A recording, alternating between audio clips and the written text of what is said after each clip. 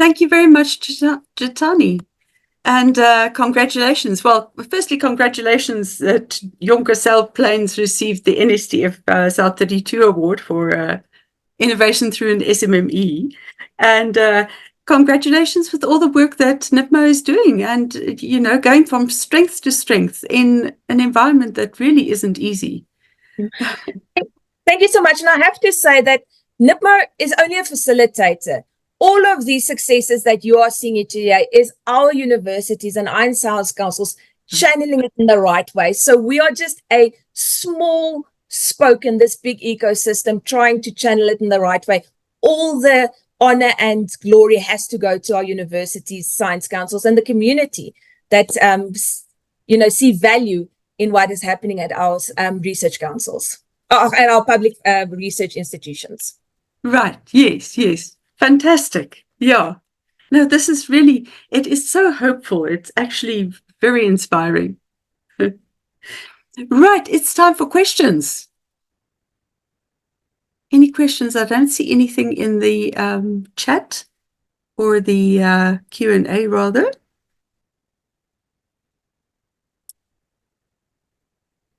Mike Satehe has excused himself. He has to go to patients. Oh, well. Prof. Satehe, we will excuse you. Right, let me see what I can ask.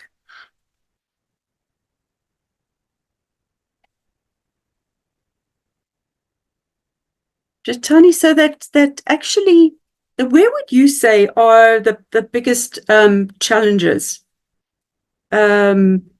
in us making progress in terms of innovation? What is stopping it from growing even bigger? I think it is, as I've mentioned, quite a complex thing to answer. But I think one of the things that we have seen, and I'm sure that some of our previous speakers has mentioned this, is we need funding, and we need funding at the right time. So we need pre-seed funding, we need seed funding, we need scale-up funding. And what we have seen, in my opinion, is we sometimes have access to early funding, but when we are now getting big and we need the big money, it's not there, or it takes a long time to get that money. And in an innovation setup, it's very important to hit the iron while it's still hot and get onto the trust. So we don't have money when we need it. We have money over a long period of time, or we struggle to get that money. I think that's the first one. The second one is we don't have always access to the right skills. And here we will see that some of these successful startups are not the inventor as the CEO, although he might want to be. He is not the right person for that. And so to have a lot of startup companies, you need a lot of CEOs. Do we have that skills? If you want to have a successful startup, you need to have people that can do the analytics, to do what they would call routine analysis. But right. If no one has the skills to do that, then you're also going to fail.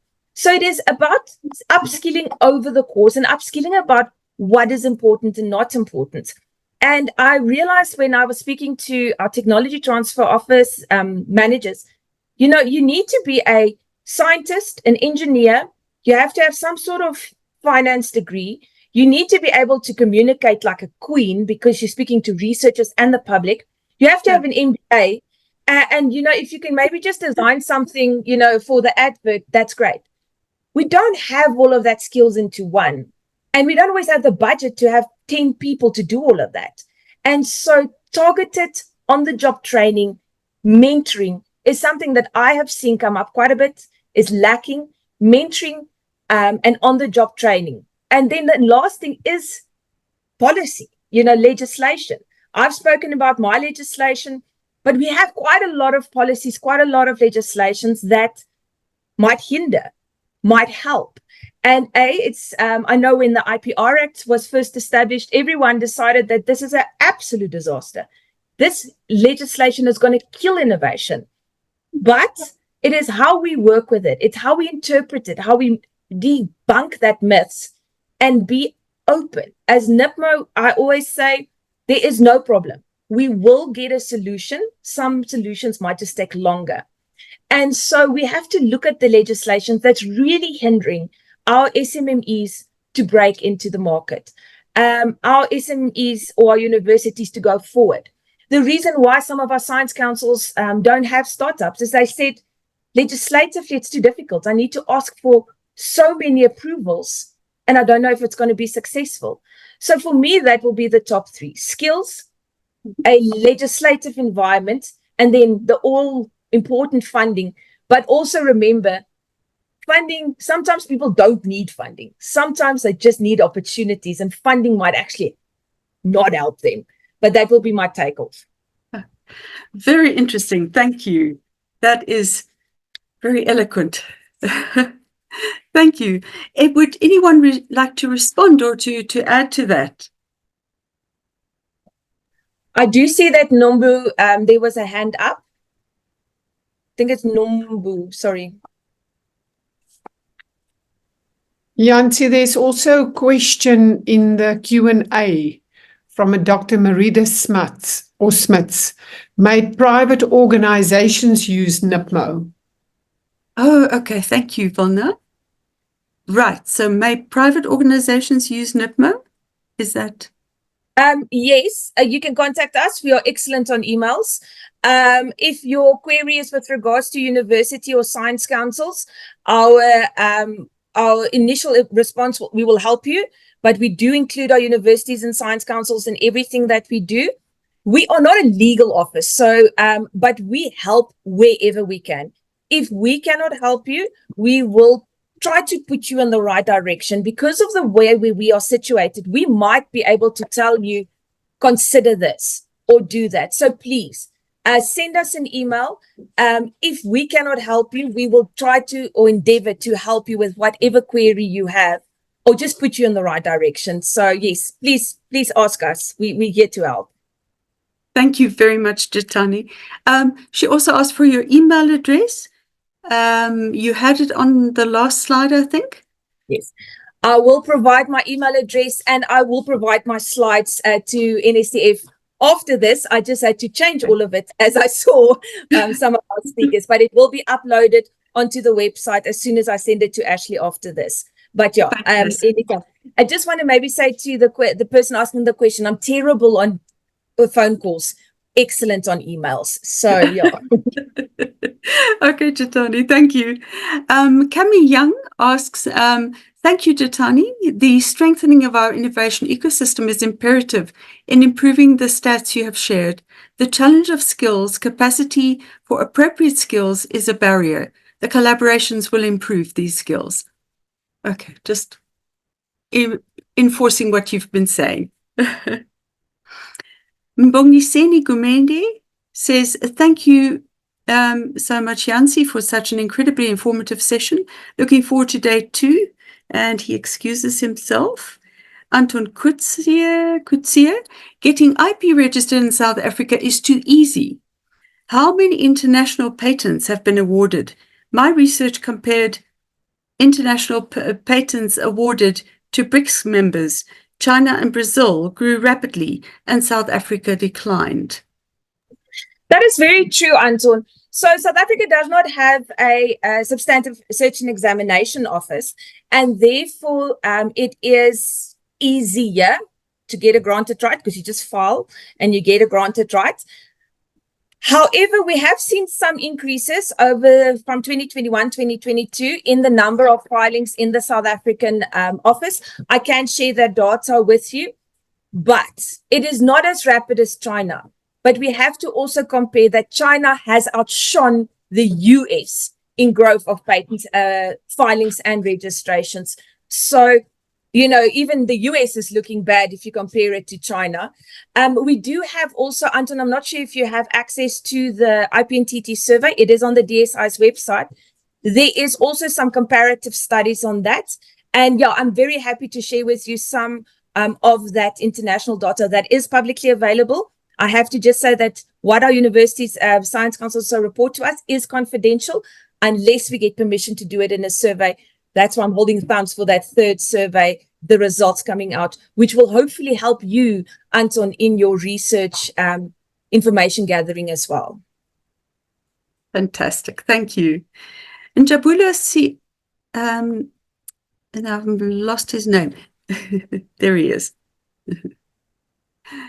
Jabula, you can speak. Yes, can you hear me, Johnson? Yes, can hear you. Okay, thanks, Jitani. Yeah, I just posted my question on the chat box, but anyway, I'll ask it nonetheless. So I think there's been a mention within the presentations of the challenges, especially with regards to state funding for R&D research. Now, this sometimes necessitates, or most of the time necessitates, alternative sources of funding for science councils, universities, etc. And most of these international funders who actually are willing to pay for the R&D is international funders. And sometimes they do have unfavorable IP policies. So sometimes some of them believe, for example, that who pays owns. They want to pay for the research and they want to own the IP. Now, we don't necessarily want to do that, but sometimes we are hamstrung. We are caught in a situation where we really want to access that funding, but we are untwisted in terms of their IP policies. So my question is, how do we navigate that minefield? Is there a way how we can navigate it? Thanks. Jabula, from which institution are you, or from which? Yeah, if I can just get back. I'm from CSIR, but I'm. CSIR. No, yes, okay, I'm from CSIR. But it's a general question. I've got. So yes, we do have. Yes. Yeah, so we do have international organizations that will say that if they pay, they own the intellectual property. Ironically, our South African legislation says the same. It says that if South Africa pays, or the taxpayer pays, South Africa owns. And so in Jabula, I think that there is 3 ownership provisions that is provided for in South Africa. If any university or science councils pay for a part of that research, the legislation of the country is applicable, and the university or science council will own or co-own that intellectual property.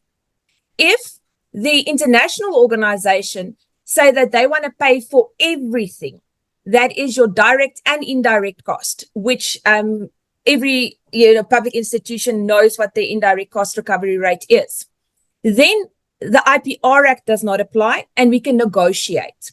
Now, the negotiate is the problem, because I have been in negotiations with international organizations and they just don't budge. But we are trying to see how we can, get an amicable way. Because what we have to remember is we don't want to alienate our international funders so that they go somewhere else and we lose out on that opportunity. That's not just about the money. It is about upskilling our researchers, getting that opportunity. But he who pays own, or he who undertakes the research owns, is typically the mantra internationally. What we have done as NIPMO, we have give concessions in terms of one of our guidelines for if your international organization is a philanthropic organization. For example, if you are working with Bill and Melinda Gates or the MMF malaria venture, something like that, they only pay for 18 or 20% indirect cost recovery rate, which most of our all of our universities and science councils has got a higher rate than that. We have made a concession that if it is for philanthropical reasons and the university or science council agree that that type of access to assignment can happen. But in Jabula, unfortunately, it's not there is options. Let me put it this way. We will have to delve into a bit more detail to understand on a case-by-case basis how we can help, what we can do. We were very fortunate with, I think it was Bill and Melinda Gates, where they had a humanitarian clause where we spoke to them and explained our views. And when they say that if they're from the US, but their legislation, we've got exactly the same legislation. So we as South Africans have to start standing up to say that our legislation and our rules count as well. And we will not be bullied, but we don't want to lose the money as well. So let's see how we can negotiate. So open invitation, there is options, but absolutely a conundrum that most of our researchers are sitting in. And please go to your technology transfer office if you need any assistance in that, and call us in if we can help as well. Fantastic. Thank you very much, Jitani. And thank you for that question. Okay.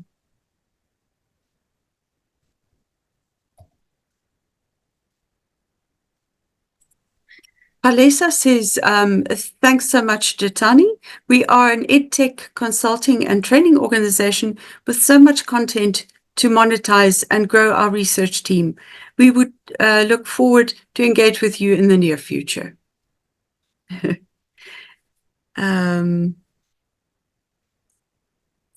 Right. Can a private research organization be registered at the DSI as a legitimate research organization? If so, what is the process? From Mirinda Smiths.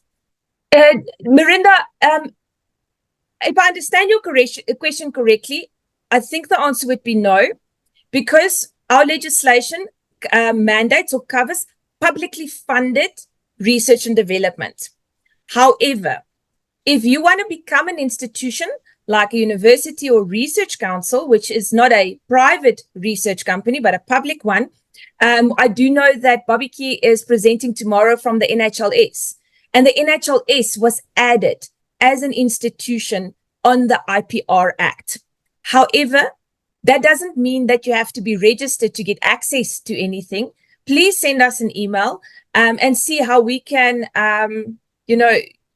just because you're private doesn't mean you're not a legitimate research organization. How can we create these connections and collaborations and put you into contact with the partners that you want? So, yeah, hope that answers the question. Fantastic. Thank you. Ronald says, how are FETs incorporated into the innovation system? Can anyone answer that? Full-time, what does it mean? Full-time equivalent, what is FT? Oh, I think it's the colleges. Do you mean the colleges? TVET colleges. Ronald? Sorry, I just want to double check, because if I've got full-time equivalent in my head, I've got TVETs, I've got this. Yes, Ronald, it is TVET. If it is TVET, let's assume it is, because I've got an answer. Ronald, as part of the TVET vocational training, there's so much potential there. And so since about 2 or 3 years ago, sorry, Ronald, do you want to maybe just answer your question before I assume something that's not true?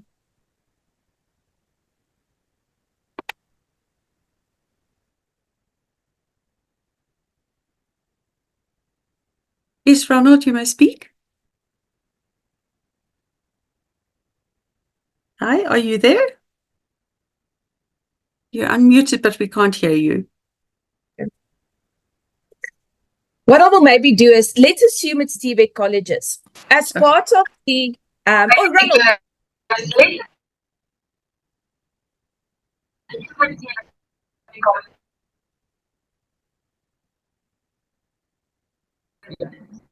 Hello, Ronald, are you talking? Yes.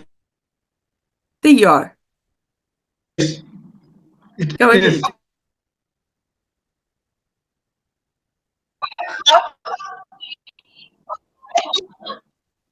Yes. Yes, can you explain? Yeah, I'm battling with the network, but yeah, I think we are talking about the same things. TVET colleges. The TVET colleges. Okay, thank you. Awesome. Ronald, thank you so much for that question. And it's very important in this ecosystem that we include everyone. So as part of that training, about 4 years ago, our minister, Dr. Bladen Zamande, or Professor Bladen Zamande, said that we cannot just focus on our universities. So about 5 years ago, we started what we called an IP-wise initiative. Over the past 3 years, we have engaged with, I think 4 or 5 TVET colleges, over 9 or 10 campuses. We have You trained can answer the question. Yeah. Yeah, I'm battling with my network. I understand. I'll send him a WhatsApp as well. Okay. We have over 400 scholars, and we are going back. So if anyone wants to reach out to TVET college, do IP-wise training, we can do it for you. Going into that community, we're also working with the Department of Basic Education, knowing that we can't just think about IP when we're a student. And so we're trying to get intellectual property into basic education curriculum. IP, we've launched an IP for kids, an IP for teachers initiative, so that this ecosystem can come together one day and all speak the same language, so that when we speak about a license, when we speak about intellectual property, we don't only think about a patent. Intellectual property is a name, a trademark, it's a brand, it is a design, it is all of that. And so until we don't get there, our ecosystem is not perfect. Oh, very interesting. Okay. Right. So now, can I ask each of the speakers who are still with us, can you give us some comments on the discussion today? What do you feel are the most important takeaways in general, not just from your own presentation, but from the other speakers as well? Who would like to go first?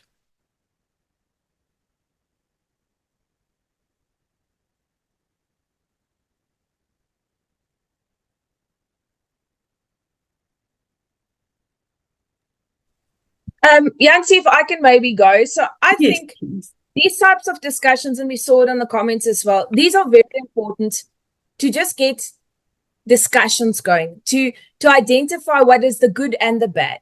But I think as South Africans, we must always try to focus on the good as well. We are so easy to, say this is wrong and this is wrong, and it's easy to do that. But if we saw the presentation from Mary Jane, they're doing such cool stuff. And this is us. This is our tax money and our people, and that should be celebrated. So we have to work on a feel-good story and project that as well, because we hear so many bad things over the news that overshadow these fantastic things that is happening well in the innovation system. Indeed, I agree with you. Yes, Patrick. Hi. For me, I think what was encouraging but interesting was the fact that a lot of the issues are common across the board, which means we're all in the same boat to a degree. And in that sense, having discussions about how we each achieve things or come about things is actually very constructive. So I think that there's a lot to be learned in this space, and I'm hoping that this sort of dialogue will create, encourage ideas and create opportunities going forward. Because I think that we have got a lot of things to be sort of happy about in this country. The mere fact that we're having this discussion is evidence of that in the first place. So I think it's encouraging to see what everybody has, and even if your field is dramatically different, there are lots of commonalities, and this is good, I feel. Thank you very much, Patrick.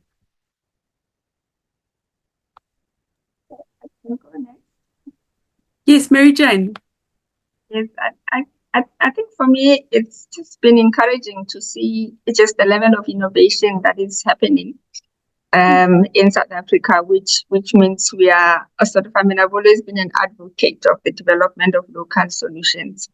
I would just like to mention, for example, it relates to Jetani's presentation of creating an ecosystem where you find that you can innovate, but you don't know what's needed in the market, or you are in the market and you have a need and nobody is there actually to look after your need. So what we found out within the NRF is that within the environment facilities, when we engage more with the physics facilities, we are now starting to think about, innovative ways of actually making sure that we've got locally developed sensors. We've not made a lot of progress, but just the fact of just being aware of what the need is and actually being aware of what advancements are taking place in another area is going to help us going forward. Thank you very much for organizing this. Thank you very much, Mary Jane. Thank you for your input and your inspiration.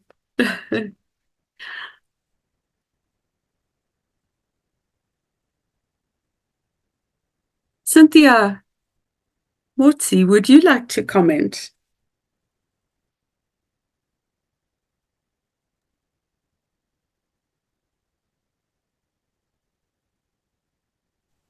Okay, thank you. First, I would like to say thank you for inviting us and to come and give our inputs. And in terms of where we are, or the presentation and the questions which were posed, it's very clear in terms of where we are regarding our technologies, where we are in the space. It shows a lot of outputs that we have as South Africa as a country. And we are still in a journey. We are going somewhere, and the questions and the engagements were quite interesting. And perhaps some of them, they can be dealt with at a later stage also as a topic separate for engagement. Thank you. Right. Thank you. Thank you so much.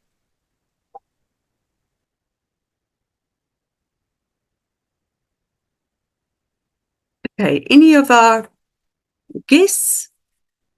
We still have 110 people. We have 119 in total. And it is obvious that these are issues that are burning issues for a lot of people.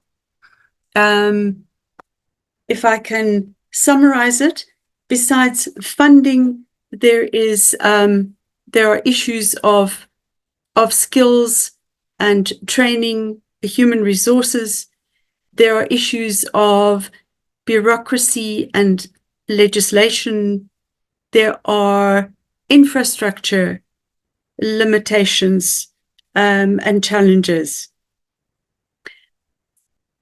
Maybe I can just remind you of what Pradesh Rampersad said at the beginning. I don't think he is in the Zoom anymore, but he was talking about the change of culture and how they feel at Nexa that a change of culture is necessary to get out of the idea that you are a public entity and that and everything that goes with that. In other words, a bit of a silo mentality, not working together, not thinking out of the box, not daring to risk. And I'm wondering about what your experiences are. Anybody in the Zoom at this point? What did you think about that? About the need for a change of culture? Perhaps a change that is more innovative, that leads to a more innovative approach and more people in an organization daring to become inventive or innovative, changing the ways in which people work, and so on.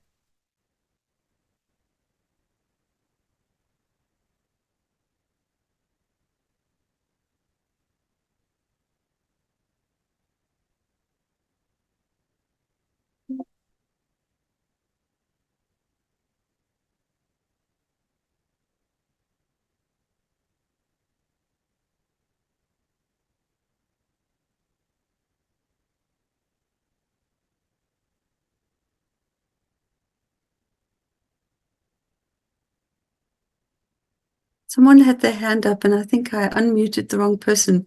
Was it Anton Gutsia? Hi, good day. Yes, so we desperately need a change.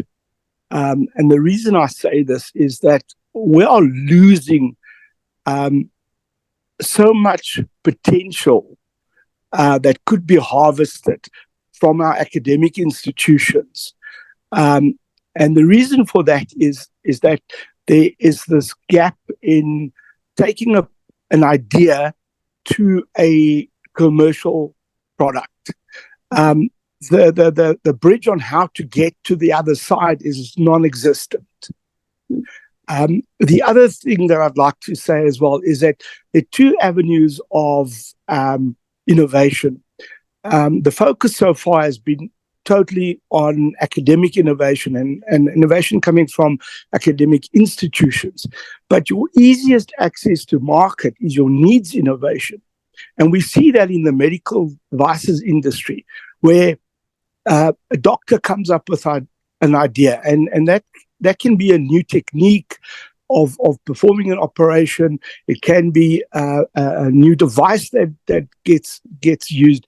And I often describe the medical devices industry as vampires, because if there's anything new, any new technology that becomes available, the medical devices industry tries and implements it for the better of humankind. Mm-hmm. Interesting.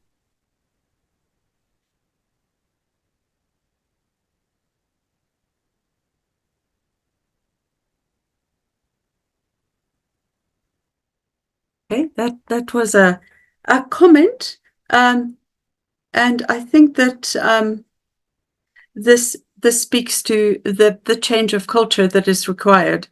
That, but it also speaks to collaboration, and we've heard quite a lot about collaboration in this forum today.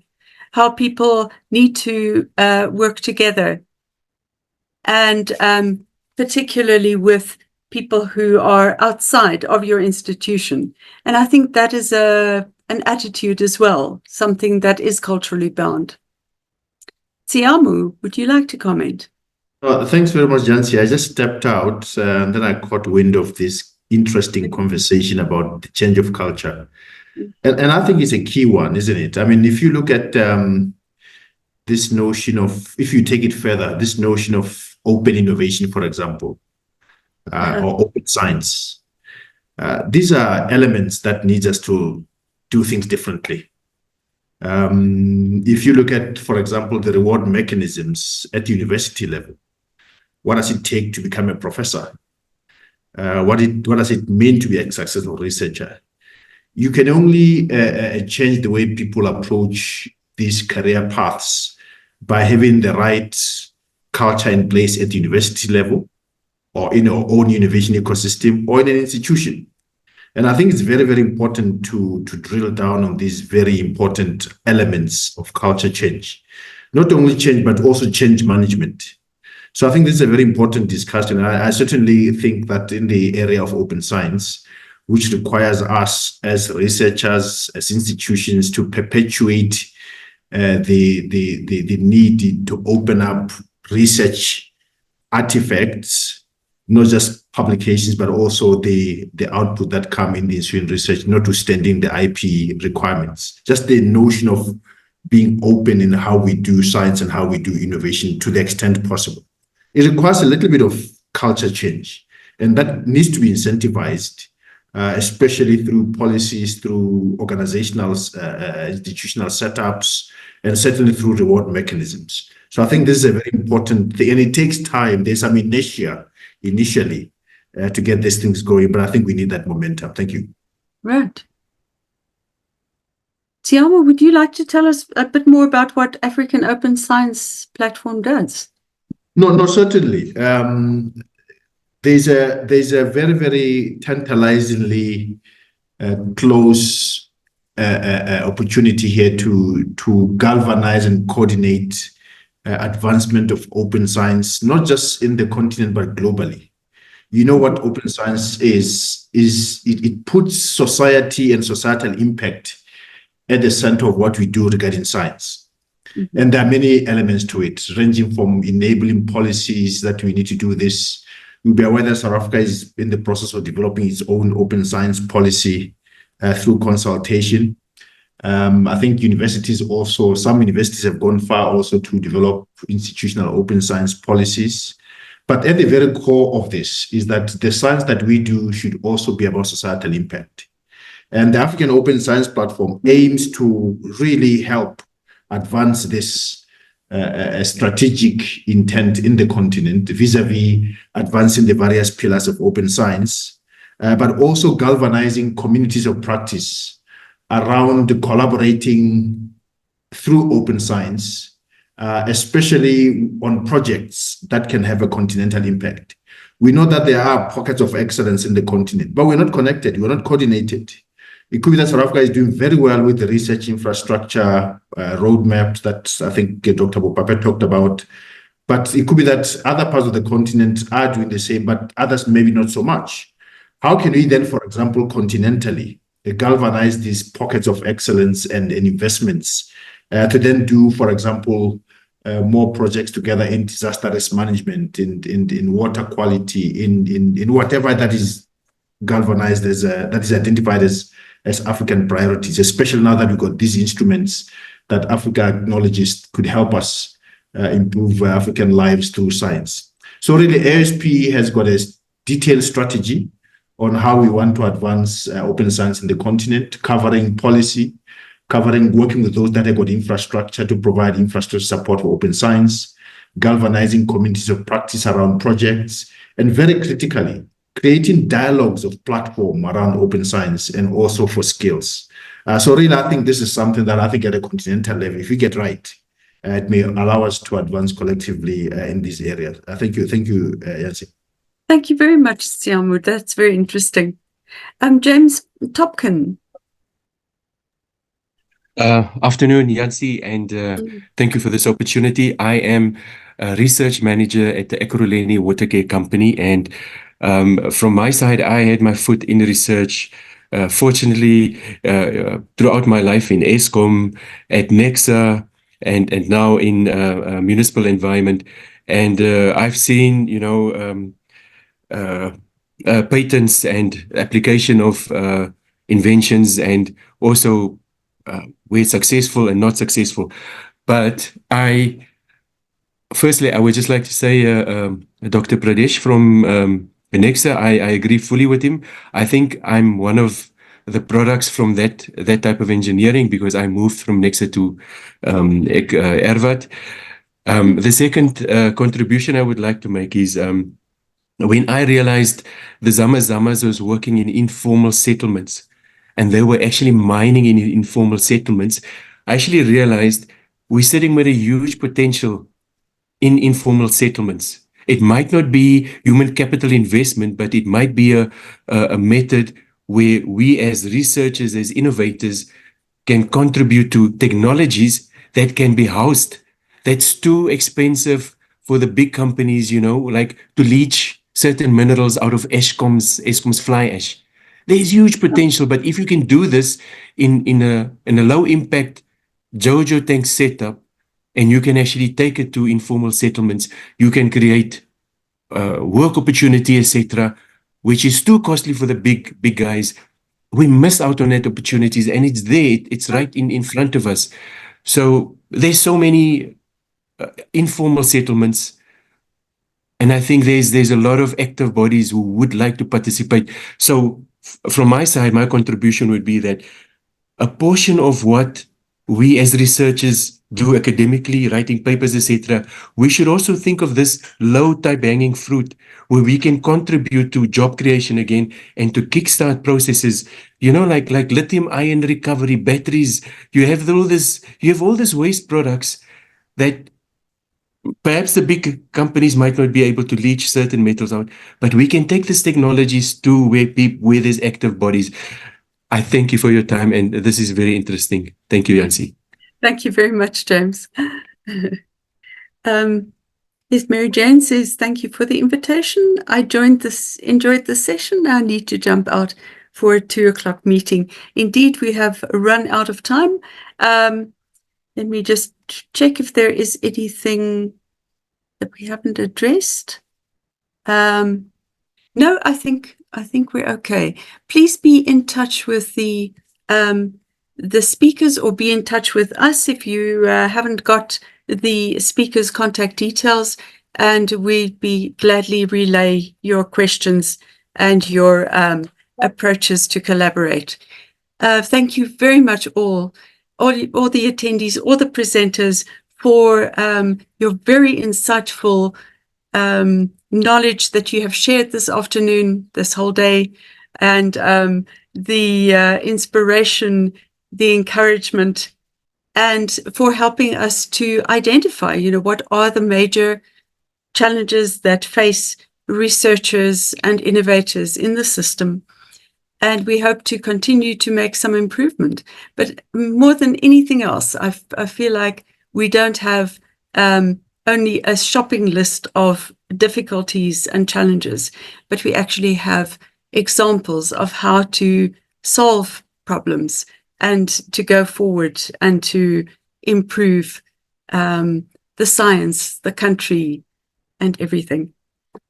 So please have a good day further, and we hope to see you again tomorrow morning at 9 o'clock, where we'll continue the discussion, and there's another fabulous lineup of speakers.